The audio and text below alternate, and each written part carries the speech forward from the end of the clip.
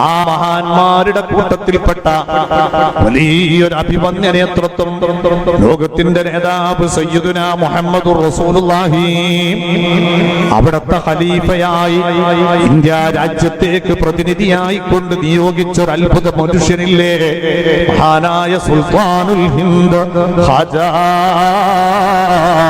മുഈനുദ്ദീനുൽ ജിസ്തിൽ അജ്മീരി ഖദ്ദസല്ലാഹു സിർറഹുൽ അസീസ്. ലോകത്ത് അണമുറിയാത്ത ജനപ്രവാഹത്തിന്റെ 3 കേന്ദ്രങ്ങളുണ്ട്. അതിൽ 1-ാം സ്ഥാനം മസ്ജിദുൽ ഹറമാണ്, 2-ാം സ്ഥാനം മസ്ജിദുൻ നബവിയുടെ പരിസരമാണ്, 3-ാമത് അത് കഴിഞ്ഞാൽ 3-ാമത്തൊരു സ്ഥലമുണ്ട്. ജനങ്ങൾ അണപൊട്ടി ഒഴുകുന്നൊരു കേന്ദ്രമുണ്ട്. അതാണ് ഇന്ത്യയുടെ മദീനയായി നിലനിൽക്കുന്ന അജ്മീറിന്റെ മുറ്റം കേട്ടോ. ക്ലീനിങ്ങിന്റെ സമയത്തിന് വേണ്ടി അടച്ചാൽ അപ്പൊ ഒന്ന് ബ്ലോക്കാവും.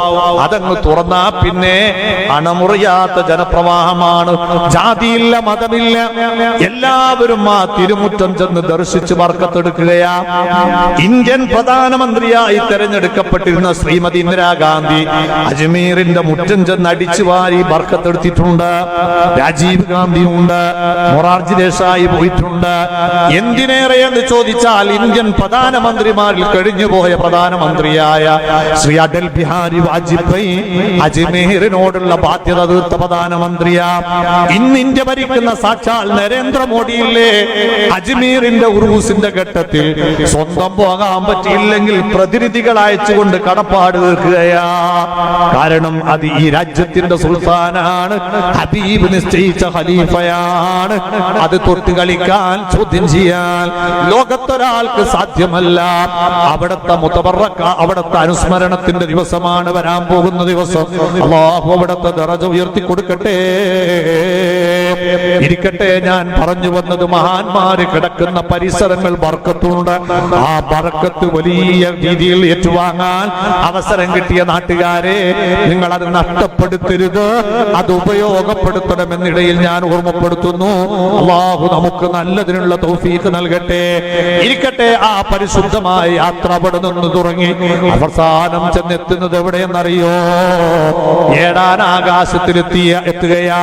അവിടെ എത്തപ്പെടാ ജിബ്രീലിന്റെ പ്രത്യേക നിർദ്ദേശം,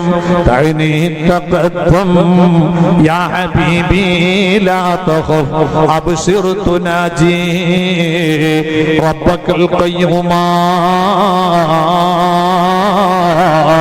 സല്ലു അലൈഹി വസല്ലിമു തസ്ലീമാ.